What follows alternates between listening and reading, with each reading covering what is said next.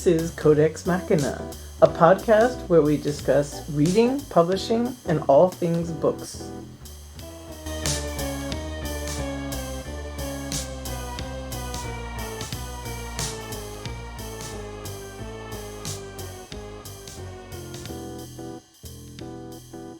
Hi, everybody. Hi, everyone. Welcome to Strangeland Book Club. And we're going to talk about a little episode in making book history to start things off. We're going to talk about the recent news that the University of Cambridge discovered an 13th century manuscript about Merlin and King Arthur hidden inside a completely different book.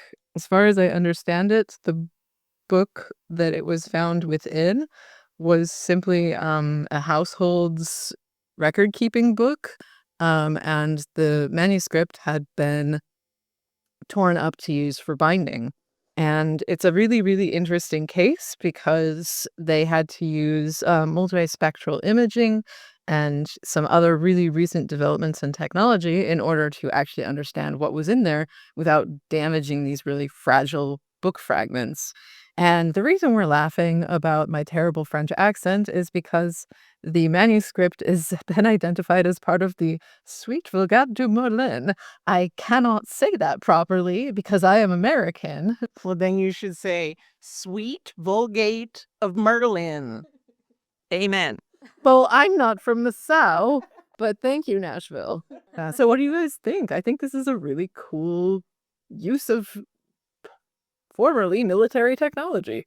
I have to say I was a bit surprised because the first time it came up on my feed on social media, I was like, oh, that must be fake news again. Like this direwolf clone, the extinction of mammoths and so on.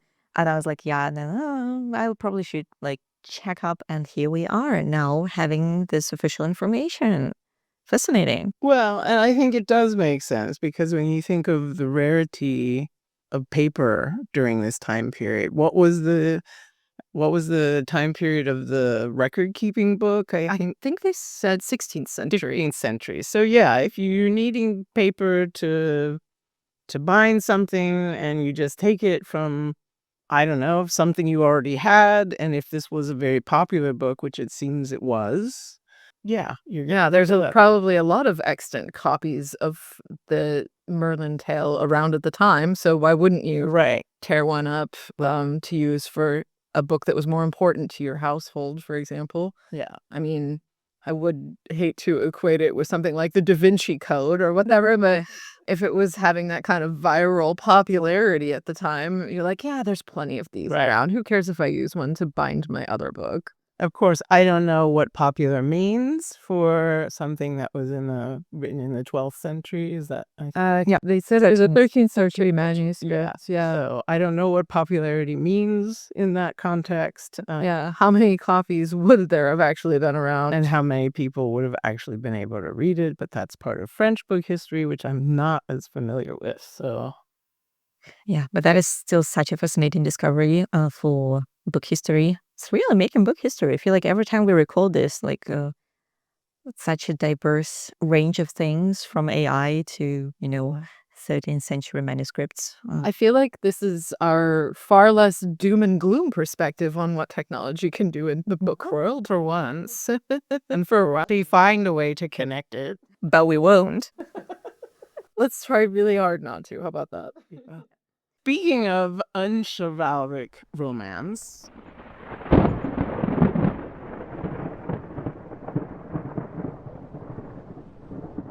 last night I dreamt I went to record a podcast again. Dear reader. And what podcast would that be about? And that podcast would be about a woman named Rebecca. Or a woman named Daphne du Maurier. It depends how this conversation goes. I guess about both.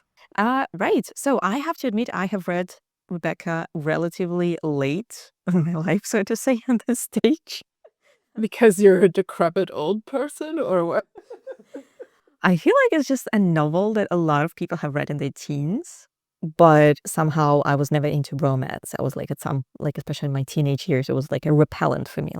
You could exercise me with a romance novel. Is Rebecca a romance novel? That is a good question. I feel like it was marketed as such in many ways, at least where I was growing up, when and where I was growing up. So it was more like, oh, look at this. There is this woman, she's in love with a guy, and then there is something else going on. Maybe it was really on purpose, so to say, to kind of safeguard this element of surprise that you get when you read it. But basically, I have read Rebecca about 3-4 years ago, I feel like. And I was impressed and unimpressed at the same time. Because that is also one of those moments when the hype is so hyped. The hype is hyping. Because that's when the movie came out. Right. Most recent movie. Exactly. The one by Netflix that I haven't watched, but I was like, I'm going to read it before I watch it, obviously. And then I read it and I was like, I don't feel like I need to see that. Because it's one of those things, like with the twist in Rebecca is something you discover once. And when you reread it or you relive the story, you already look at other things that you've missed in the first time, but you already don't have this feeling of wonder, like, ooh, what was that? What a twist. What a... Is this the point where we tell our listeners, don't listen to the rest of this if you've never read Rebecca and you're planning to read Rebecca someday, because we are going to discuss the twist, possibly, and you want to come into that fresh. Yeah, for sure. For sure. So now is your last chance to put this on pause, go read, and come back to us. What I think impressed me about Rebecca was, after all, really the personality of Daphne du Maurier that I discovered for myself. Because I was trying to research, like, who was the writer that wrote it. And then I also read The Birds. And that solidified my trust in her writing and absolute interest in her as a personality, because then I watched like a couple of documentaries about her life, and I was like, wow. What a fascinating person. She is incredibly fascinating. But going back to the book itself, I mean, that is definitely a good adventure. Yeah, I would categorize it almost more as a thriller than as a romance novel in some ways. Yeah, there is a lot of suspense, and at the same time I felt like I was haunted by ghosts of Jane Eyre, but also a ghost of The White Sargasso Sea by Riz. What's her first name? Jean or Jean Reese? I call her Jean again. God damn it, French pronunciations. We can't do that here. This is French pronunciation free zone. Well, and here we are talking about a book written by a woman named Daphne du Maurier. Yeah. Oh yeah, sure. Also, I had to practice so much to say her name in English properly. Well, I would classify it as Gothic novel, pure Gothic. I think it's reminiscent of Anne Radcliffe and these kind of books that came up in the 1800s that people were really, really into. I don't really classify it as romance at all myself. Of course, when I read it as a teen, I read it because my great aunt loved the book. It came out when she was a young woman, and I wasn't a fan of romance either myself, but I kind of read it grudgingly, and then I thought, oh, well, isn't it romantic? This guy that you go off and you run, and oh, it's so great, and blah. And I reread it again later in life, and I'm like, red flag, red flag, red flag, red flag, red flag. So that's pretty much my impression now. I think it's a great kind of and interesting to have written something like this in 1938, which still apparently sells 4,000 copies a year. A year, I think. And, it's really a take on this is what is expected of women. The main character is nameless, except she becomes Mrs. De Winter. And the expectations that women are either wives who do their duties in planning masquerade balls and this, but they don't talk to their husbands, or they don't understand things about what life is, or their housekeepers, their companions, they're, in some kind of service field. And I think Du Maurier was really kind of criticizing that culture in 1938. I think that's a big deal. And I feel like with naming or being nameless for a character, there's always like range of interpretations. But I feel like in this case, I read it as a sort of generalizing the narrator, the main character, as if like she could be any woman really in that situation. So she doesn't really have to have a name because it could be any of them. That's how I read it, but obviously that's not the only interpretation. Yeah. I mean, I don't know where the tradition is as far as not naming your main character. I don't think it's the only novel that does that for sure.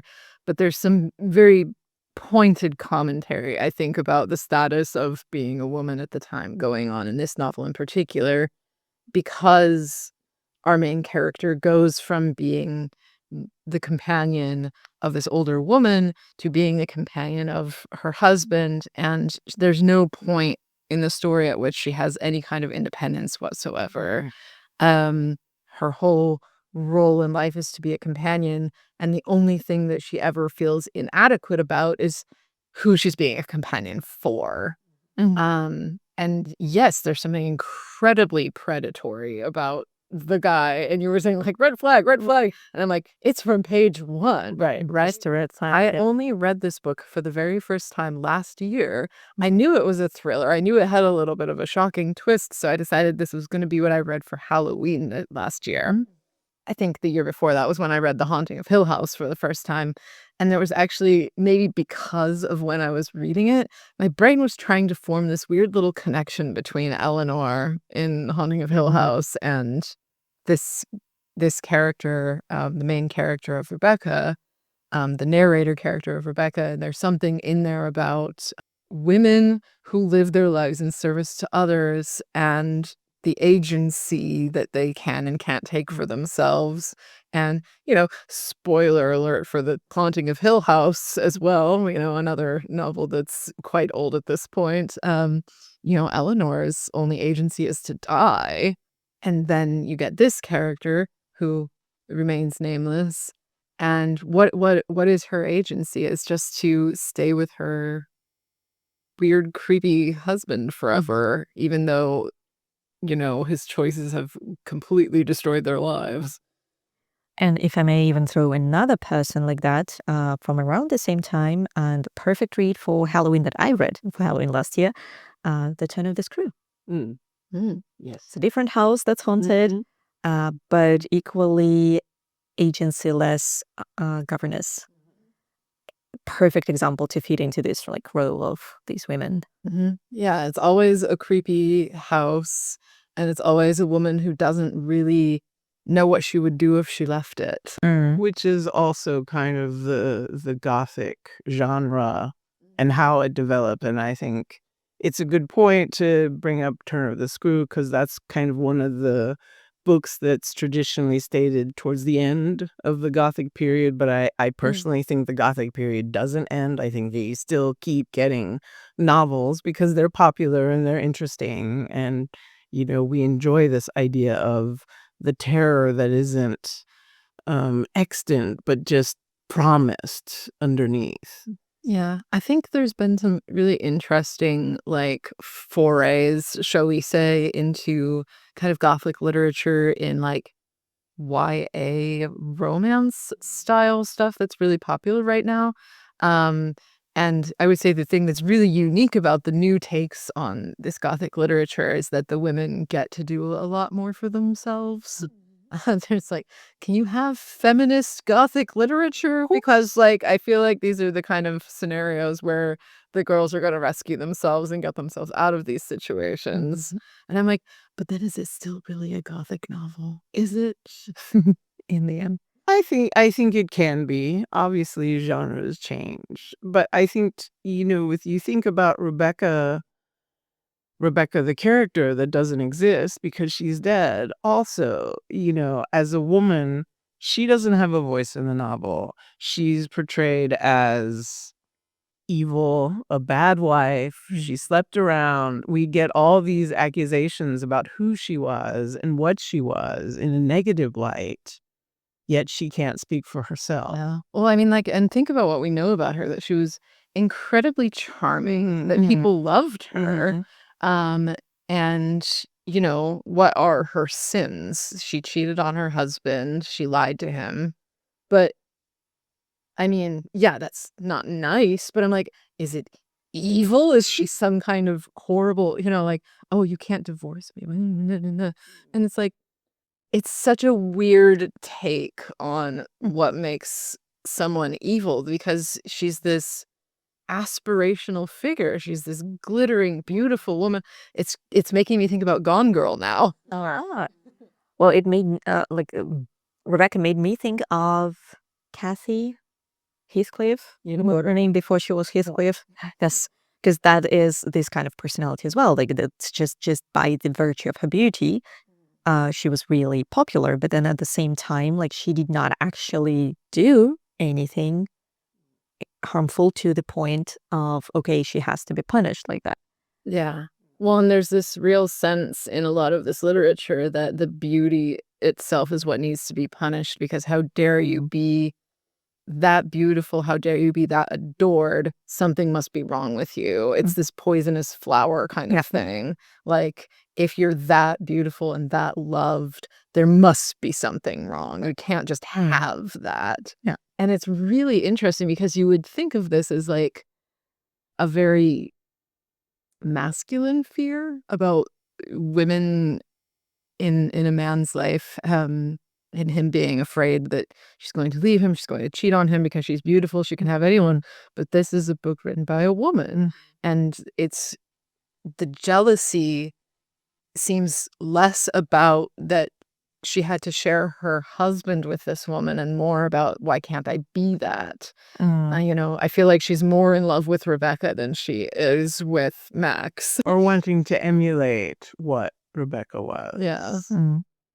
Yeah. And it's like, it is this extremely feminine fear of, I'll never be that. And so how dare she be that? But at the same time, we kind of take the narrator's opinion, or the facts come from a place that, can we be sure of all these stories about Rebecca? I mean, sure, it's clear she was charming, but did she have affairs with all these different guys? Who are we believing? Are we believing the cousin, who seems to be not a very believable character? Well, that's where Mrs. Danvers comes in, Right. right? Who's also not a very believable character in certain aspects. But I think, we've got this unrepresented woman who is then, to justify her death, is this horrible, evil wife who did these things. So I think we see two sides of like how the wife should be. This person, the unnamed character, who sticks by her husband and helps defend him against murder and all these things. And then you have the wife who's dead, who can't speak for herself, and all the rumors and things that came with that, to being pregnant with another man's child, but in the end she had cancer. It's one way or another. But that kind of also brings us to another point. There is one woman in the story that represents a different outcome, different potential scenario of what sort of like a female story could be, where we could go with it. Like, what's the potential life journey, so to say? It's Mrs. Danvers, who is an incredibly complex figure, and I feel like she also adds to the gothicness. Oh, for sure. Yeah, the secretly evil housekeeper. Yeah. And you covering up all the mysteries and secrets and skeletons in the closet for the family. Absolutely. And then you immediately are suspicious of her because of her demeanor, because of the way she still talks about Rebecca, of her affection towards Rebecca, how she felt. She was affectionate, right? Yes. Yeah. Yeah, she loves Rebecca as the daughter, I think, almost. More, perhaps, maybe. Or more. But that in a way still shows us that that's like a little Marxist in me. If like we clearly see the difference between Rebecca, the named narrator, and Mrs. Danvers being from very different backgrounds. Thank you. Right. Who can afford what? Because even having beauty is not as prestigious, I guess, as also having income to go with it, so to say. And we can see also part of why our narrator is so into having this marriage succeed is because that for her would be that she's a constant companion, and being a companion of a husband is still slightly, in the eyes of society, more appropriate or more privileges, I guess, than being more privileged than being a companion of A widow or whatever. a widow's woman was. But at the same time, Mrs. Danvers is a completely different story because for her there is no life outside of Rebecca. The success of Rebecca is her life's work, so to say. But doesn't that make Mrs. Danvers actually the epitome of what this novel is exploring as far as companionship? Like, she was the purest of the companions who was so incredibly loyal that even in death, she couldn't escape her role towards this woman. Like, isn't Mrs. Danvers the most successful companion, actually? Definitely, I think. I mean, she fulfills her role exactly as it's meant to be fulfilled, whereas and without regret, I think. She's completely 100%. This is her lot in life, Yeah. and she sticks to that, even though she could have created another good relationship with a new Mrs. De Winter, but she chose not to. She chose to remain companion to Rebecca. Yeah, going so far as to say that if anybody wanted to change anything about the home that Rebecca had made, nope, screw it. Let's burn it all down. I won't let you mess with anything that she did. So fascinating. And I guess maybe Mrs. Danvers was really the most interesting and compelling character in the whole story. She had more agency, I think, than any of the other characters. And what was really interesting is she crafted that agency for herself. Like, on a surface level, how should she have had any? She was a servant. True. Yeah. But she was kind of in control of the whole story.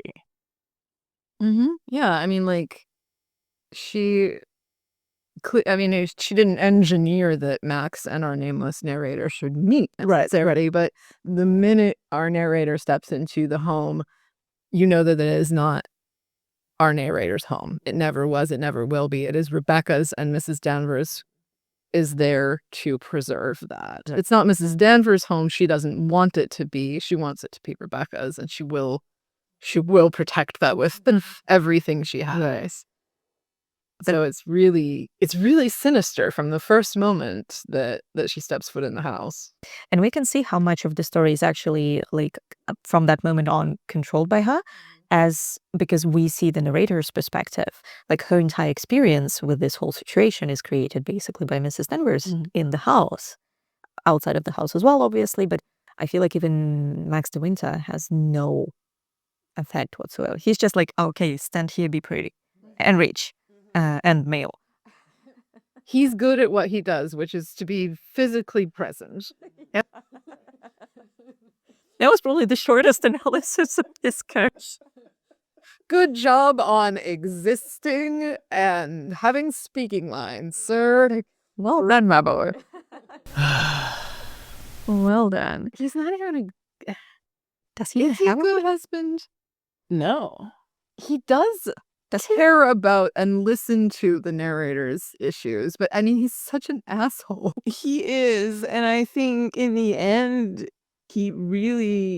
once he realized he could get her to kind of defend him and help him avoid prison, I think he latched on to that as her role, and then ironically she became the protector of him, I felt, in a way.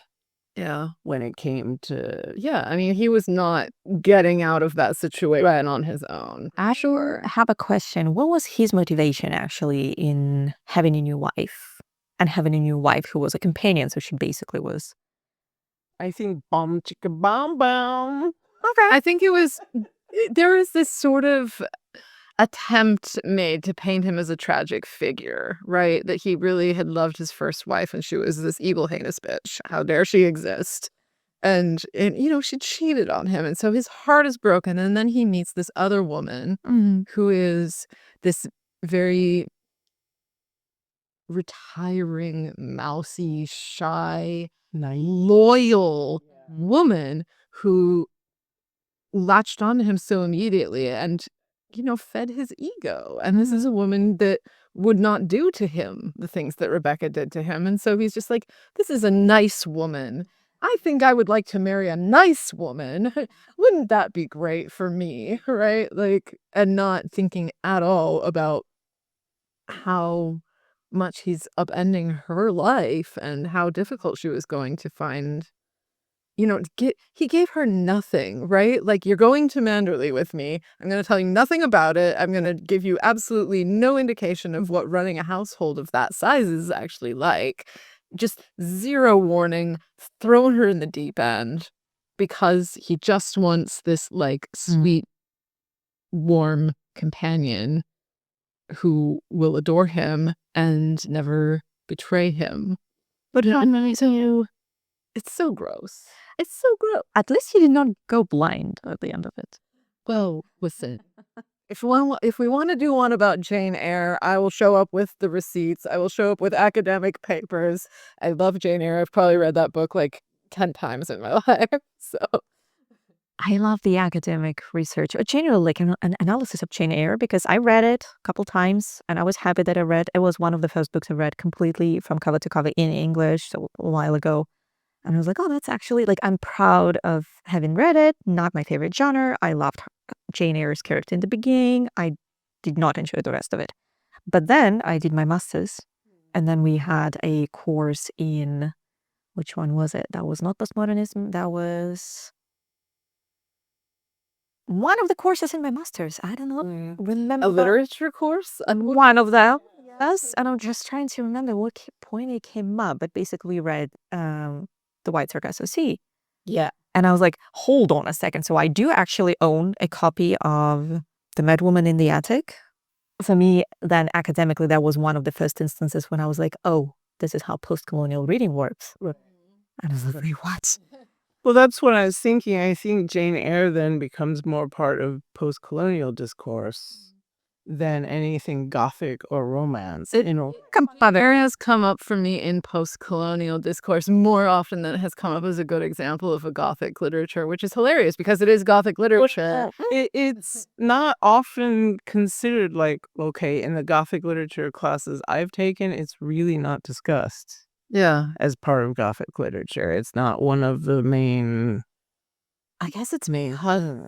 Is it because the wife is alive and Mary's no subject?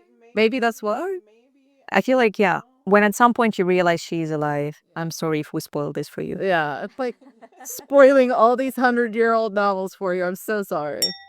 But I mean, getting back to the original topic, which is Rebecca, completely different book. Any last thoughts? My only last thought was before we set off to do this recording, we were like, oh, not really sure what to say. I'm like, I have thoughts, but I'm like, I don't know. And look at us now. Right. Well, I think that's always the case, isn't it?